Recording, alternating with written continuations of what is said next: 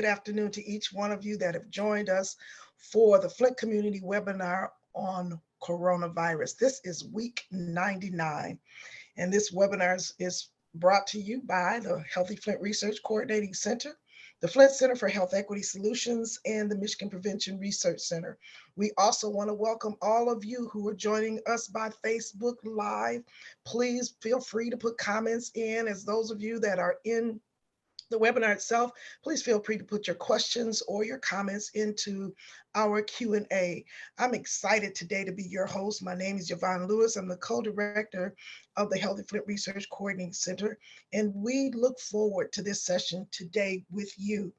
Over the last 99 weeks, we have had an array of community partners join us to be sure that we could fulfill the goal of this webinar, and that is to bring to you a local context for a global pandemic. It isn't over yet. We're still in the midst of it. We've seen an upsurge, but I am so thankful today that we have an array of our partners here to be with us. Such partners as, of course, Michigan State University, the University of Michigan, the City of Flint. We also have Genesee Health System, as well as our Flint Community School partners are here with us today, along with the Genesee County Health Department. And there are others behind the scenes, other panelists that are ready to answer questions for you. So again, I encourage you, as you're listening in today and you may have questions, put those questions in the chat and we will do our best to respond to those questions for you. Today is a special day.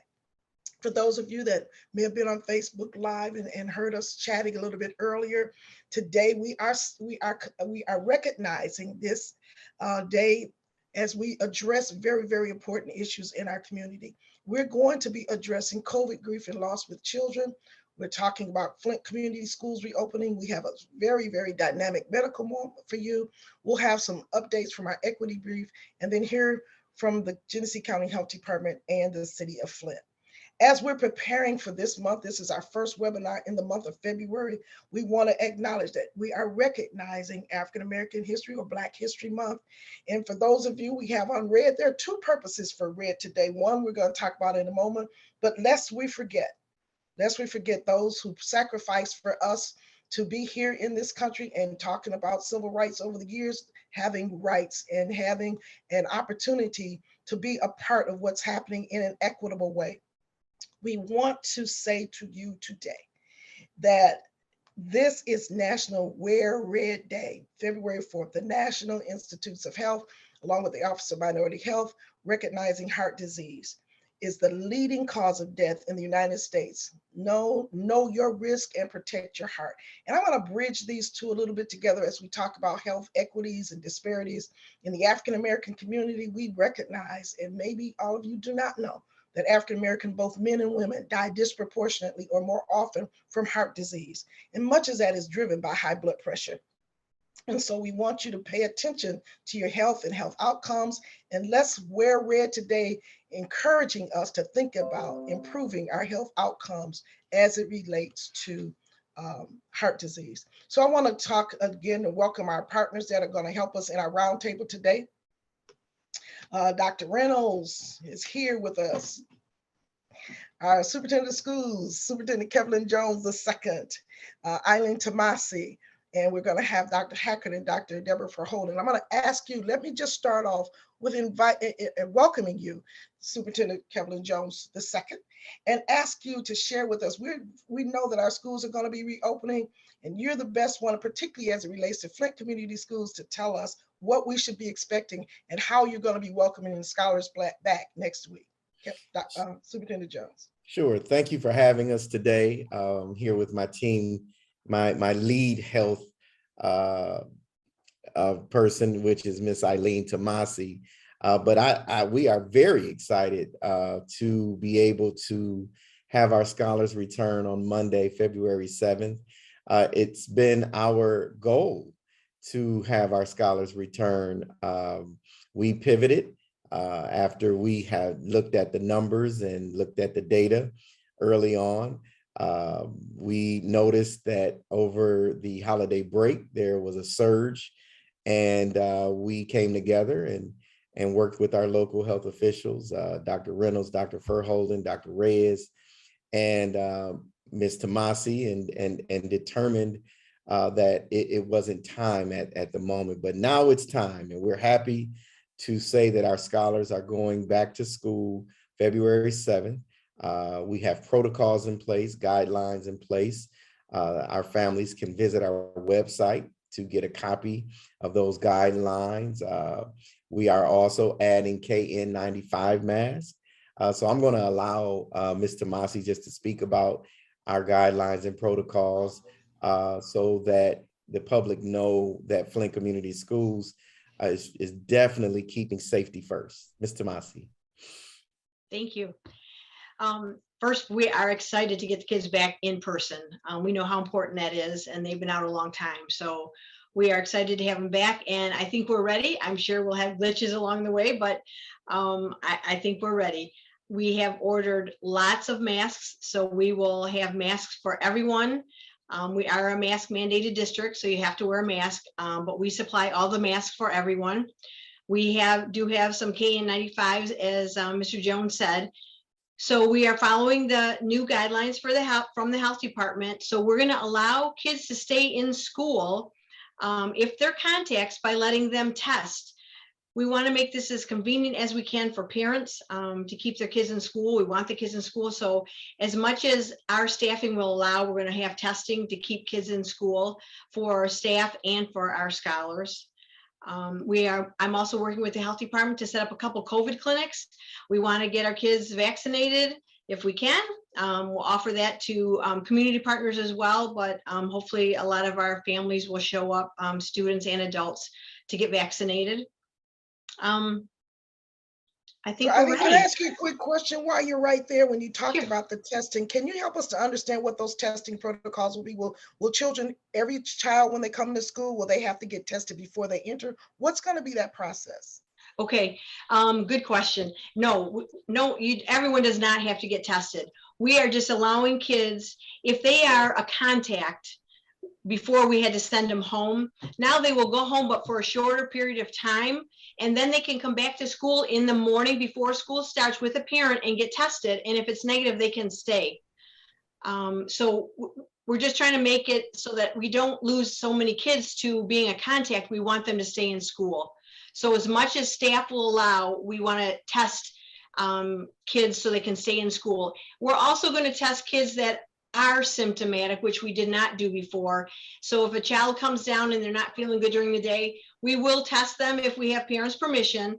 And so we'll be able to tell that to the parents. Well, we tested them for COVID and they're negative. They might still have to go home because they're not feeling good, but we know it's not COVID. Or it's positive for COVID. And if they are positive for COVID, they have to stay home for 10 days, the full 10 days, students. So do you have some process for quarantining students once they've been identified before parents can come and pick them up? Or are you saying that the parents will have to stay there until after the testing is completed? In the morning when they're testing to stay in school, so those kids, they do not have symptoms. They were just a contact. Their parents have to come with them and they test before school starts. And that way, if they do test positive, the parent can just take them home. If they're negative, they can stay in school. But throughout the day, if kids are not feeling well, they are sent down to an isolation room. And there, the nurse will meet them down there and evaluate them. They can get tested. If the nurse feels they don't belong in there, it's for some other reason, the nurse will handle it. Otherwise, they stay in the isolation room till somebody can pick them up. Okay. So there are nurses in every one of our Flint schools now, right, to help with this process? Yes, there are, but we are losing one at Southwestern. So I will have a nursing vacancy after next week. So we're going to work her really hard this next week coming up. One of the things that we want to make sure our parents understand and help us with is when our scholars get on the bus, that they keep those masks on. One of the issues that we run into is that by the time those scholars get to the school, some of those masks are on the floor. But we want to make sure that scholars are keeping those masks on. The bus driver can't drive and manage what's going on in the back of the bus as it pertains to those masks. So I urge all of our families to ensure that your child is keeping those masks on from the time they leave your home and until we are done in school. It is very vital that if you want to keep our children in school in FCS, it is important that everyone do their part.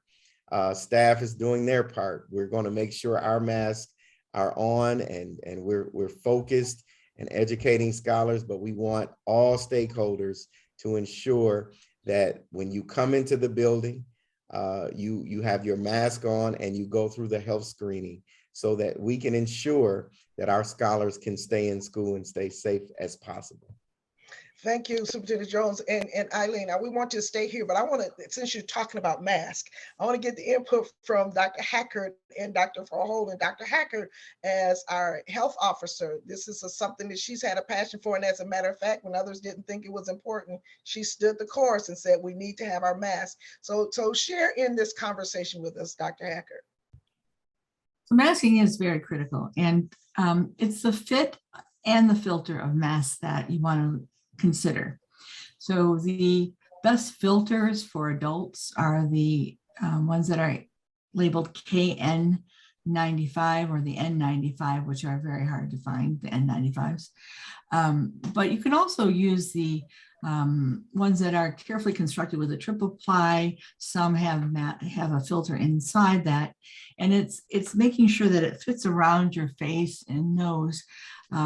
There has been one person that I saw that a surgical mask fit perfectly. I always used to turn my surgical mask upside down because I don't know about the chin, but the chin like wouldn't lock on. So when I put the part that was made for the nose underneath, at least it didn't ride up into my eyes. But what you do if you have a surgical mask that fits with gaps is you put a cloth mask over that. And the surgical mask provides that great filter. And then the cloth mask will hold it down next to your face. Now for children, it's a little bit different. They are starting to make KN95s for different sized children, and it'll be, based on their weight. But right now, when that's such a small supply, you do want to make sure that they still have that, triple ply and something that fits close to their face. Those are the key things for that. Some children's faces may fit an adult KN95 comfortably, and you can use that when they're in particularly high risk settings. But it's really the fit and the filter. A single ply mask isn't good. So one of the questions that's come up is with the KN95, it's a little bit more difficult to breathe over a long period of time. So how would you address that in terms of helping parents with their children? Should they send an extra mask to school? As Superintendent Jones said, it's on the bus, on the floor. Should they send an extra mask? So how should they prepare their children for this long day? Well, I think sending extra masks are always good. As I said, the surgical masks are inexpensive. They're really quite readily available. And if you put a cloth mask over that, that does keep the fit nice. And you can send a couple different masks to school so that if it gets wet or if you need to, you can change those masks. And kids understand that very young. But how should you, what should your concerns be for that? You can basically still go on what has been shown, because they do studies quite frequently about how safe those are. They look at the CO2 levels, the carbon dioxide levels in people's blood, goes up and down with the oxygen saturation. They've checked all of those. They've had people run miles with those on to see if it changes, and it really does not change. The kids who really can't wear masks are someone who has like poison ivy, for example, because that extra moistness, that extra closeness, the extra heat of a mask can actually cause that, but it would be a temporary thing. So I know there is a video going around about a child who was, running and had brain hypoxia with a surgical mask on. It's just not substantiated by the science studies that we've done. Thank you, Dr. Hackett. And when you say science and studies, I want to go to our resident epidemiologist, Dr. Verholden, because she's done a lot of conversations about masking and what the science says about this. So, Dr. Verholden, you've shared so many times about the differences in these masks. So help us now. Our children are going back to school. Faces are not the same size. Masks are different sizes. What say ye? Yeah, same thing as Dr. Hackett, fit and filtration. It's just important that they have a well-fitted mask that has those multiple layers of filtration in them. I really want to just take a moment to acknowledge Superintendent Jones and Eileen Tomasi, who I've put her in the category of the Dr. Reynolds and others who failed retirement. And I'm just eternally grateful that even though their number came up and they, gave others the mantle to take up, that she's come back during this critical time. It's, I think most of us agree that most important thing is to get our kids in the most safe and supportive learning environments. And we think that that's them being in school, right? And so in order to do that, it's important that we have these provisions in place. So fit and filtration. And I understand, I always joke and say, I did first day of school for my son. I sent him with a Superman lunchbox and he came home with a Spider-Man lunchbox. I've watched kids, right? They swap masks, they throw them on the floor, they pick them back up and all those other things. But, I feel like when we talk about the numbers, you'll see things are, thank God, moving in the right direction. Cases got cut in about more than half from last week to this week. So all of these great mitigation efforts, and then the gods chose to give us all this snow, which actually put everybody in a stay put mode for a couple extra days. So we're actually going to be sending the kids back probably at the best time. Community rates are down. We want to keep them down and keep all of our scholars and everybody in the school safe. And I just, commend the great efforts of Flint Community Schools and making these tough decisions, but also being fierce and unrelenting and getting these great resources around testing and masks and some other supports that they've gotten to make sure that the scholars can come back safely. Thank you, Dr. Deborah. And we know, Dr. Hackett, Dr. Deborah, you've been working along with Superintendent Jones and staff to make sure that these things are in place. I remember on a call, Superintendent Jones, you said, we are in place to teach our scholars. We want to make sure they're in a learning environment. Health is not our world. And so I appreciate you acknowledging that and then reaching out to the health professionals, both public health and the scientists, to help do that. So I'm going to give you another opportunity to share whatever you'd like to in this conversation. Well, I would like to just thank, first of all, I'd like to thank all of our staff and stakeholders in the district who's worked very hard through all of the challenges. This didn't just start. This has been going on since March 2020. And some folks will say we're out of, the pandemic. Well, it doesn't feel that way for educators when we are constantly dealing with COVID cases and ensuring safety for all. And so we're in the trenches. And I want to thank those that are in the trenches with us, working hard, the principals, the teachers, the parapros, support staff, everyone who's working hard, central office, to ensure that our scholars can get back to school safe or be virtual and be safe. And we feed them even when they're virtual. But it's going to take the whole community. And thank you to the doctors who worked with us. I know I wasn't the easiest one to work with, asking the questions and trying to understand the why. I received many calls over the last couple of weeks, but we needed to do what was best for Flint. And I thank Dr. Hackett for stepping in, giving support with the mask and different things that the state is helping us with at this time. I appreciate Dr. Verholden, Dr. Reynolds, and Dr. Reyes. And I want to just say this too, our board has stood on safety since day one. And I commend our board, our president and vice president and others who have stood on safety all this time and supported us even when others did not support our moves. But I'm happy, we're optimistic about our return. I want to keep it positive and say we can't wait to see our scholars return on February 7th. But there's something else, Miss Yvonne, there's something else that's happening February 8th. Okay. That's a big deal. We are cutting the ribbon for our hydration stations. Awesome. Yes, ensuring that our water that's coming out of our new water fountains, hydration stations have been filtered. No lead will be coming out of those hydration stations, and our scholars will be able to use their water bottles and drink out of those hydration stations. We have had our environmentalists come in. Dr. Laura Sullivan from Kettering have been working very hard. We thank the Must Foundation for this grant to ensure that this happens. So not only are we going back to school and we have a safer environment, we have safe drinking water. Well, you're gonna get some real kudos on that. Well, there's been a long time, since 2014, working on that issue, and Yes. you just given a good segue because Dr. Reynolds is chomping at the bit. I know that's one of his passions. Dr. Reynolds, excited to hear that hard work that's been done. You and Dr. Sullivan in so many meetings talking about what we're going to do to have our children safe. We're talking about COVID.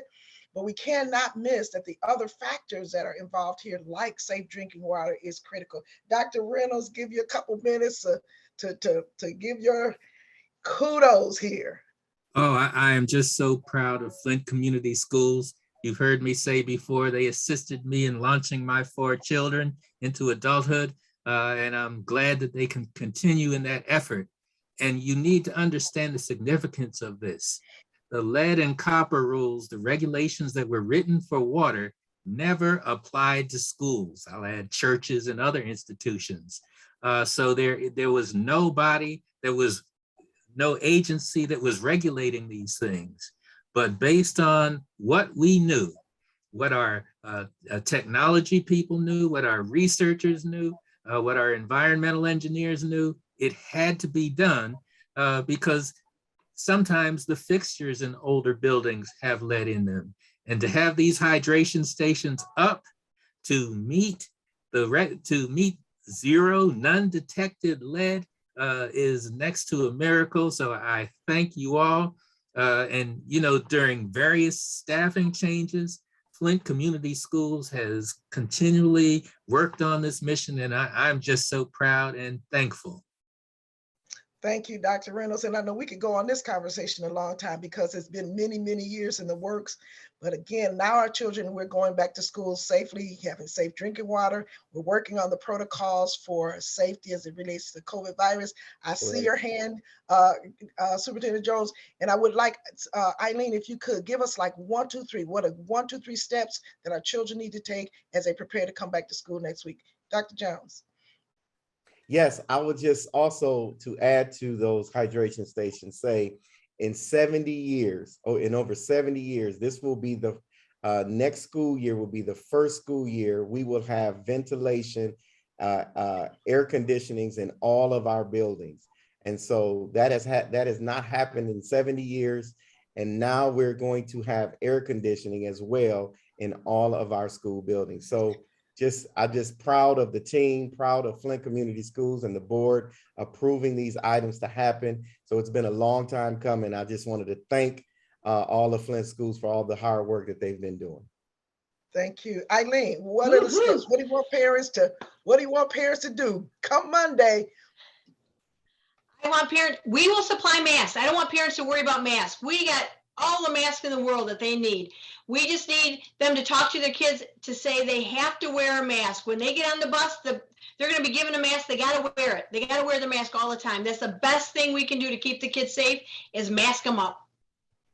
Thank you. And follow those protocols. There's more to come. Superintendent Jones and Eileen, we're going to ask you, stay tuned, come back, or keep us updated on things to come.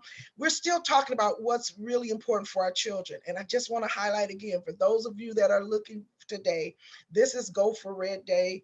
Those of us that are on the panel, I appreciate all of our panelists. They went and got something red so we can acknowledge this month, this day, looking at heart health, but also remembering those that are stood so that we could be here today. And our children are our future. We talk about that all the time. Our children are our future.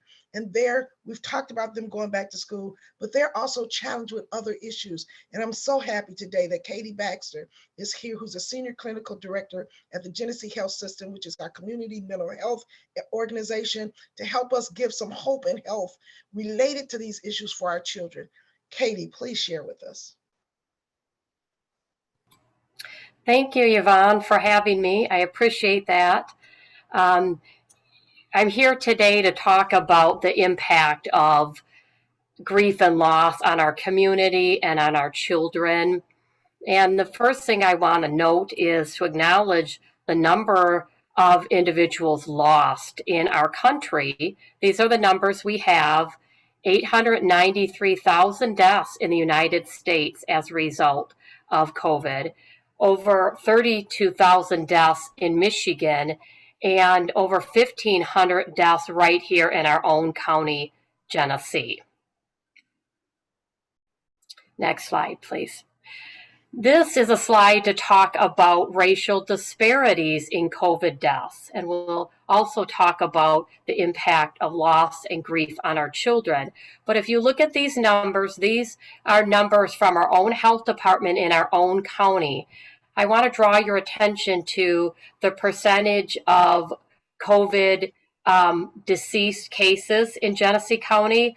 Look at the number for Black or African Americans is 25%.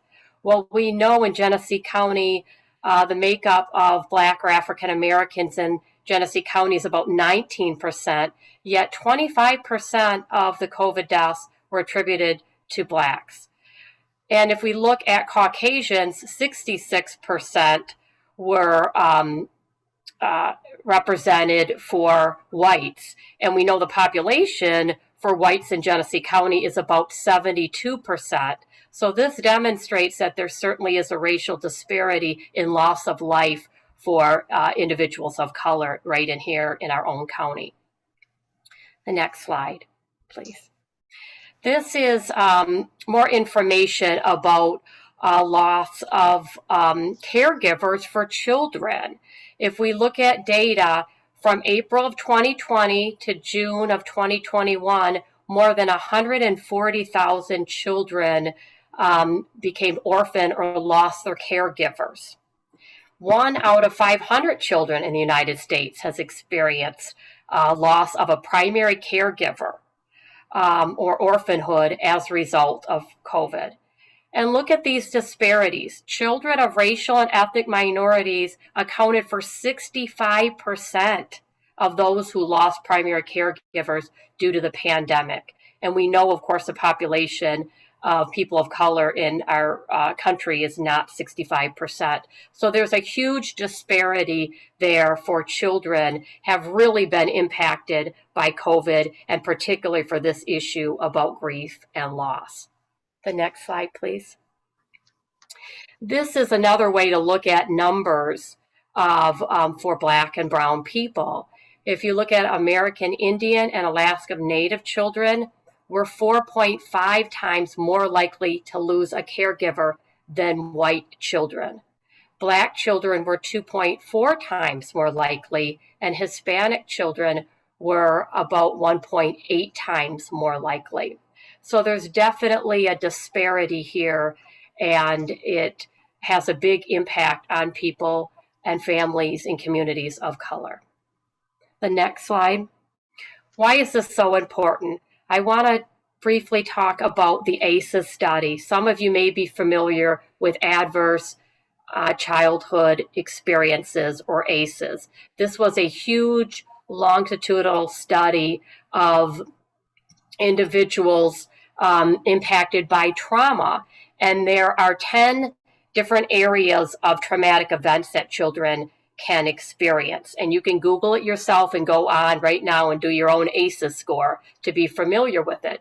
The more trauma people experience as children and more adverse childhood experiences, the more challenges they have as adults, not only with mental health issues, but physical health issues. So this is really important as we understand the impact of trauma, how we need to prevent trauma, and we need to have good evidence-based treatment. So if you look at the impacts of loss of a parent is one of the ACEs indicators, and it is linked to mental health challenges, issues with school, lower self-esteem, increased sexual behaviors, substance abuse, suicide, violence, and other abuse and exploitation. So it's so important that we're aware of this and we're doing what we can to prevent trauma and adverse childhood experiences and to help kids who have been impacted by this. The next slide, please. What are some things we can do? One of the things we know that's very important is that when children have lost their primary caregivers, that they are able to maintain caregiving in the family unit. So to maintain children in kinship arrangements, we know how important family is. So that might be a grandparent or an aunt and uncle or an adult sibling. To maintain in that family unit is so important. We also know that we need to bolster our resilience with our policies and programs that create and support strong and nurturing family bonds. It's very important. We have to strengthen economic supports for families. We do know that poverty and extreme economic challenges is a risk factor for abuse and neglect. Also, good quality childcare and educational support so kids have the opportunities to be successful and to learn in healthy environments. One of the things Genesee Health System has a lot of focus on is good prevention and treatment programs, evidence-based, culturally competent prevention programs to strengthen our family units, improve parenting, and increase those bonds. We also need to make sure that there's good access to evidence-based trauma-informed treatment, that we know how to treat children and adults who have been impacted by trauma. The next slide, please.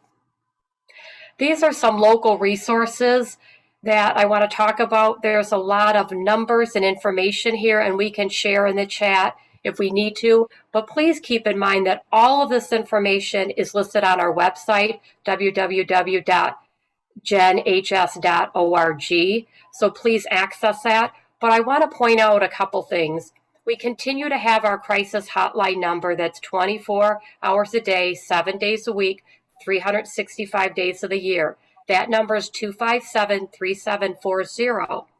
We also have that number available to us for non-emergent services. If you're seeking mental health counseling or psychiatric services, you can call that number or access services Monday through Friday from 8 a.m. to 5 p.m. at our main campus on 420 West 5th Avenue. We also have a really important resource that's underutilized. ICSS is Intensive Crisis Stabilization Services for Children, and you would use the same number when you call that number. If a parent is having challenges with their child and they need help working through emotional issues, conflict, whatever it is, it doesn't have to be a full-blown crisis that they need to go to the emergency room. They can call this number, and 2 clinicians can come out to the family and provide support, help diffuse the situation, help problem solve, and link them to resources. And right now, we are expanding that to be a 24-hour service. We also have our Behavioral Health Urgent Care, BHUC. Right now, we have a video chat that is 24 hours a day, and it's available by calling 496-5500. And it doesn't have to be somebody who has a serious mental health issue. It could be a first responder, a teacher, a parent, anyone who's having struggles and needs somebody to talk to. We also have our Behavioral Health Urgent Care walk-in services. Currently, it's Monday through Friday, 8 a.m. to 10:30 p.m. Eventually, that will be 24 hours a day. Currently, it's those limited hours. And that is located across the street from our main campus. The address is 422 West 5th Avenue. Also, when we're thinking about youth, please, every youth and adolescent should have this resource to text Flint to 741-741 Adolescents are comfortable with texting, and they're more apt to do that than to pick up the phone. So please make sure that we share this resource with the young people that we know. I also want to mention there's a resource in our community called Ellie's Place of Greater Flint and Genesee County. And this is a resource specifically for youth that have been impacted by grief and loss. And they have services to support youth during this difficult time. And their number is 232-3040. Thank you so much for the opportunity to share some of these resources. It's so important that we work together as a community.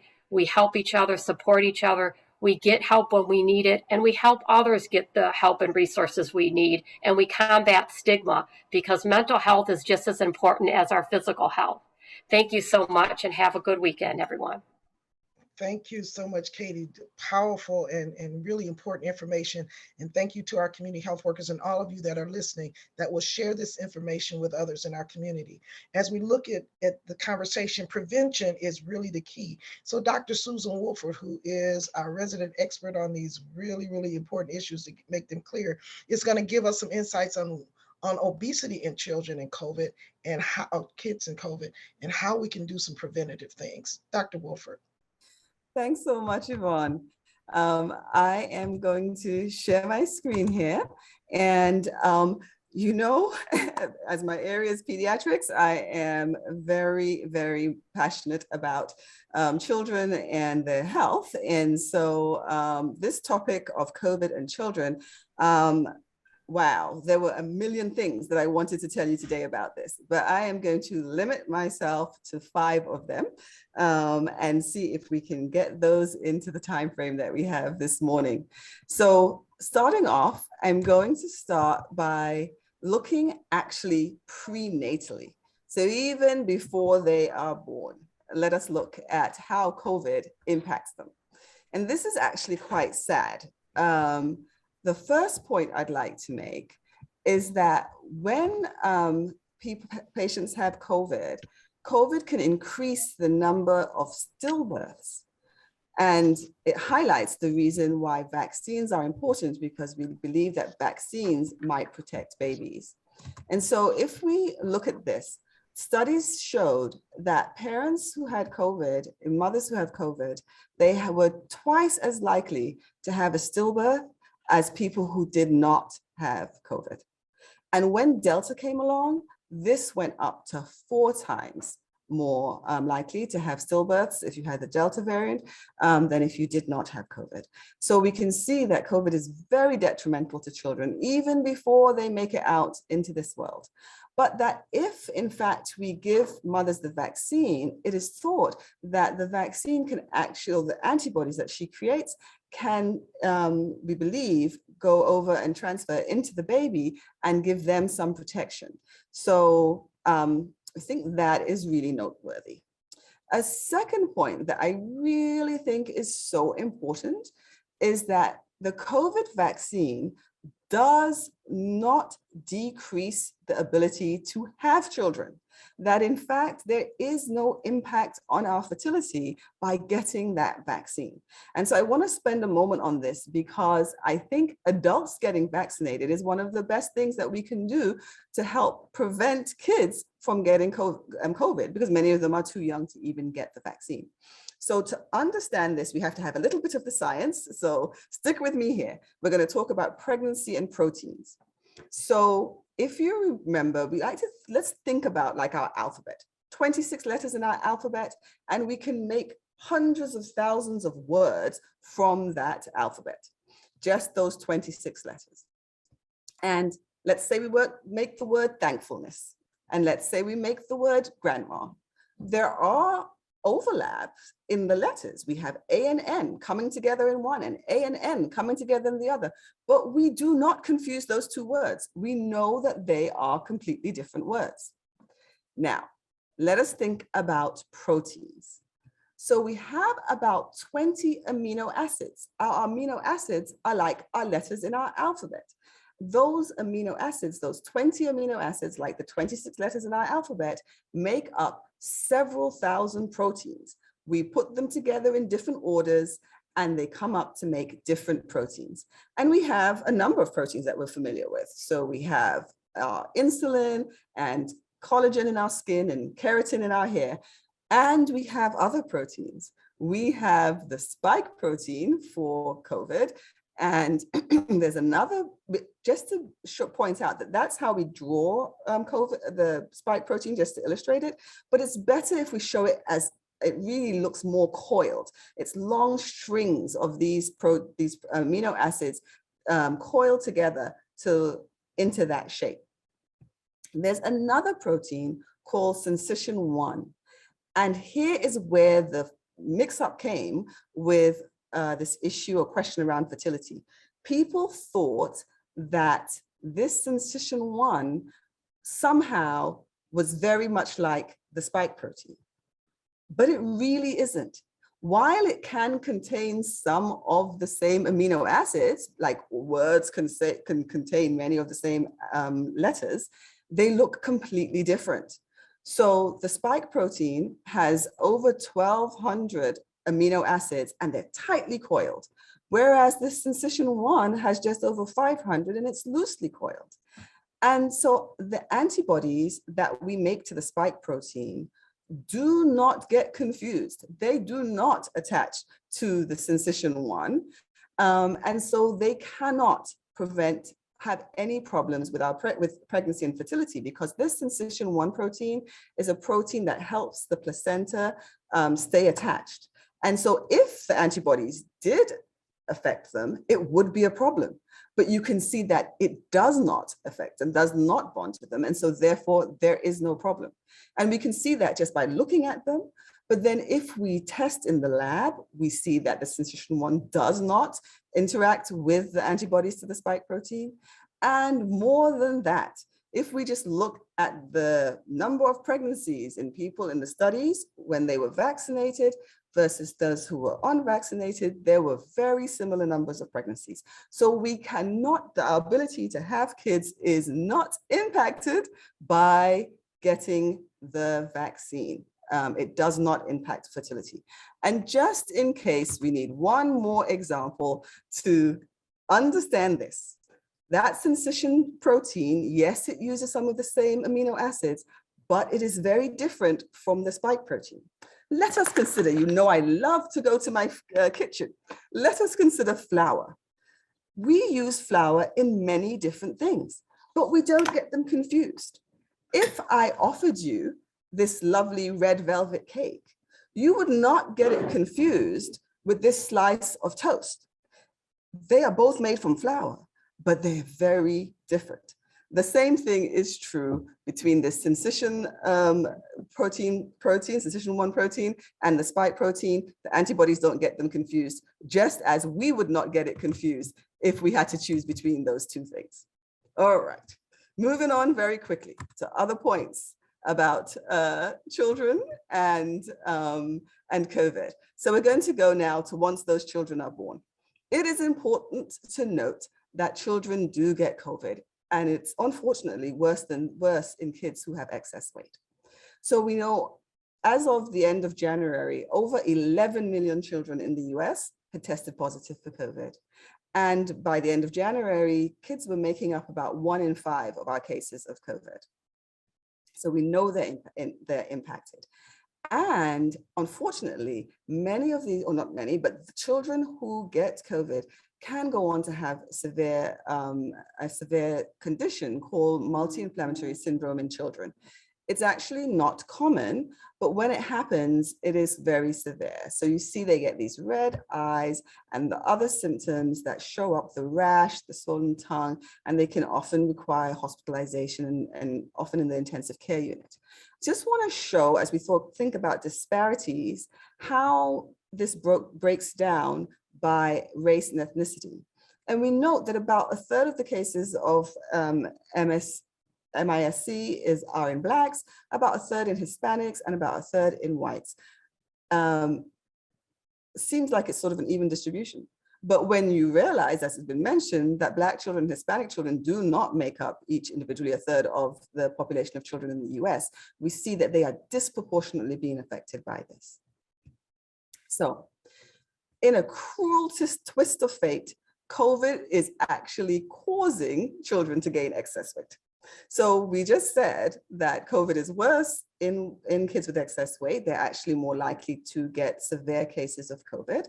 And now we know that COVID is actually causing kids to get excess weight, to gain excess weight. And so, as you know, my research focuses a lot on childhood obesity. And so we did a recent study looking at weight gain in the year prior to the pandemic, and then in 2020.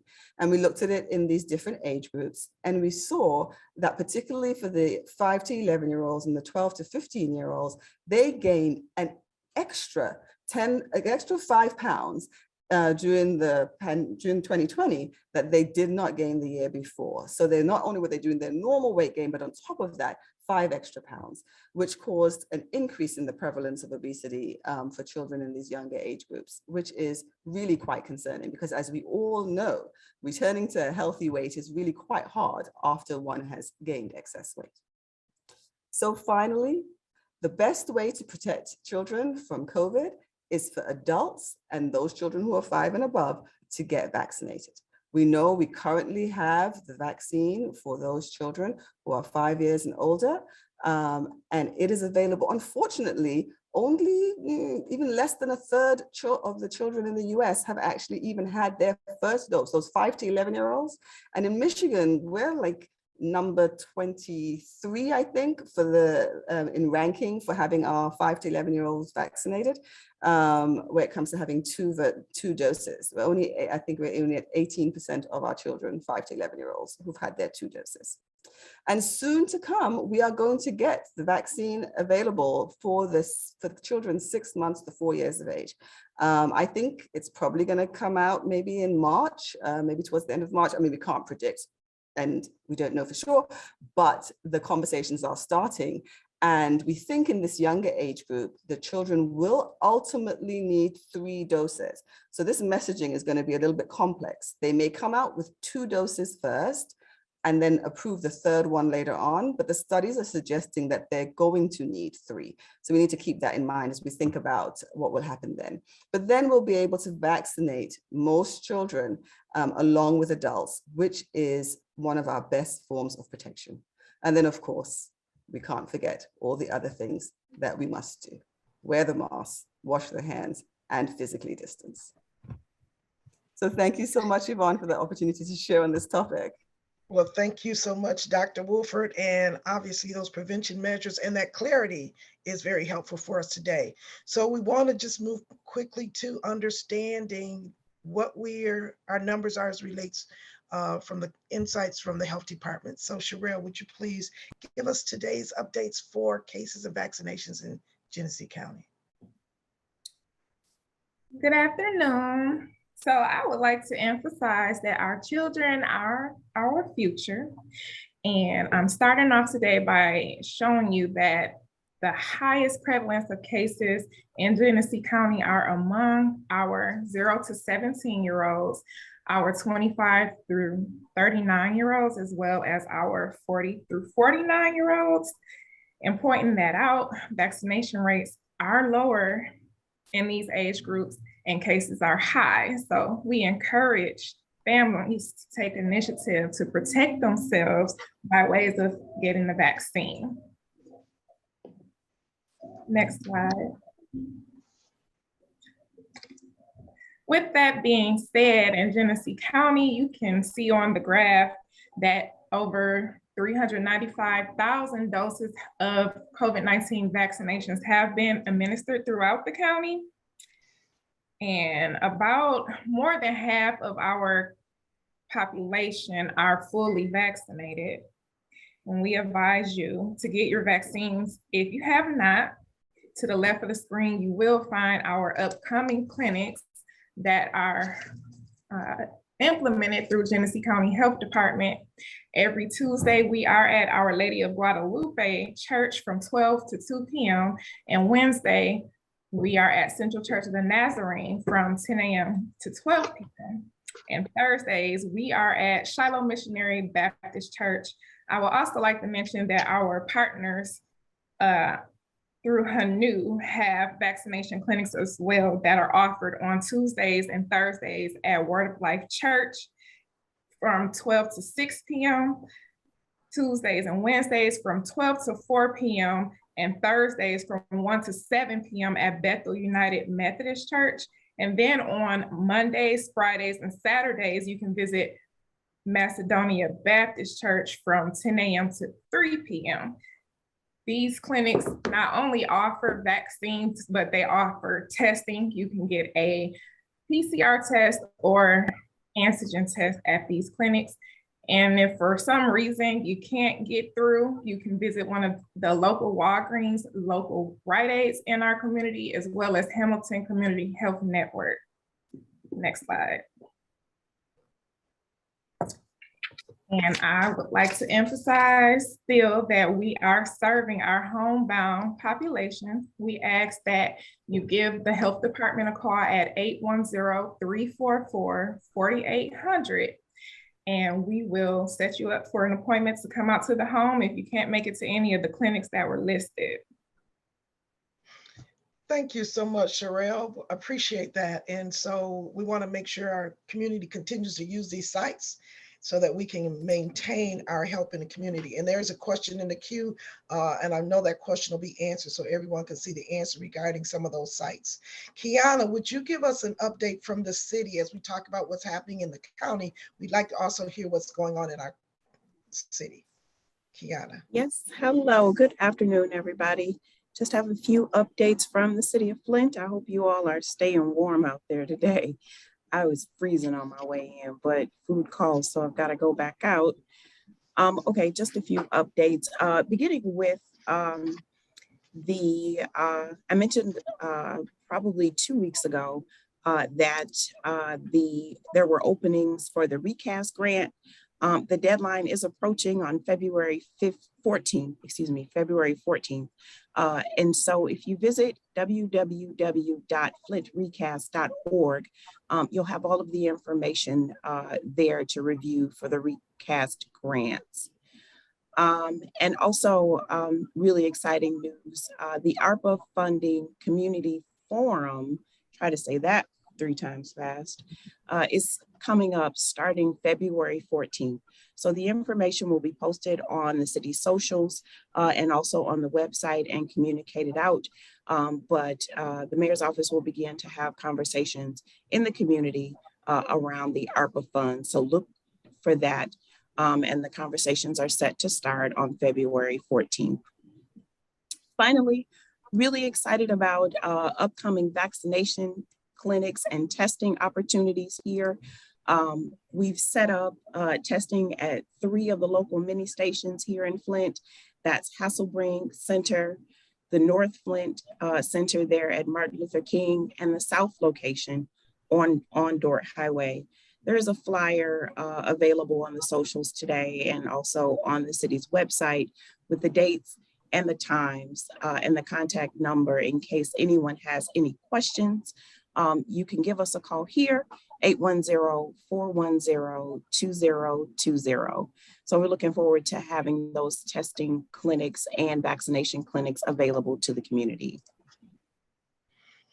Thank you so much, Kiana. And it's good to see the county's working and the city's working, all to ensure that our community is safe and having access to testing and vaccination sites. So thank you so much for that. I want to shift now to Dr. Deborah Verholden, and let's get an update from Dr. Verholden, and we'll talk a little bit about the equity brief as well. Dr. Verholden.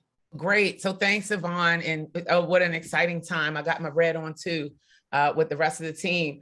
I mentioned this briefly in the roundtable. Things are moving in the right direction. You know, as a data person, we typically look for 4 time points before we start talking about trends.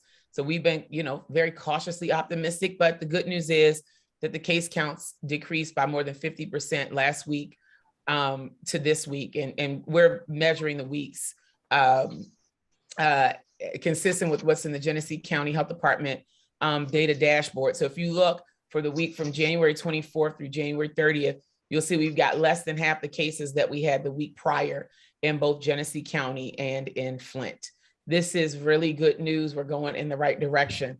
And sad but true, I think the snow will help us because people will be staying put, you know, so just reinforcing the great words of my previous panelists to say, let's stay the course and keep those good protection strategies in place and get vaccinated and boosted, and also wear well-fitting and well-filtered masks. You know, once a month, what we do is we look at, which, you know, because this is the Flint Community COVID webinar, but clearly the work that we do and the brief that we push out each week talks a lot about the overall, you know, what we're seeing broadly in Genesee County. But if people want to know where Flint is located in that landscape, last month we were 13th in cases per 100,000. We have moved up to number 6. It's like, imagine if you're running a race. We were a little bit further behind, and then our cases started increasing slightly faster than some of the other municipalities. So, you know, it's not a super cause for alarm, but it is letting us know, you know, our overall cases per 100,000 is a little bit more. It's a lot more in every place. You see the yellow bar represents case rates for December.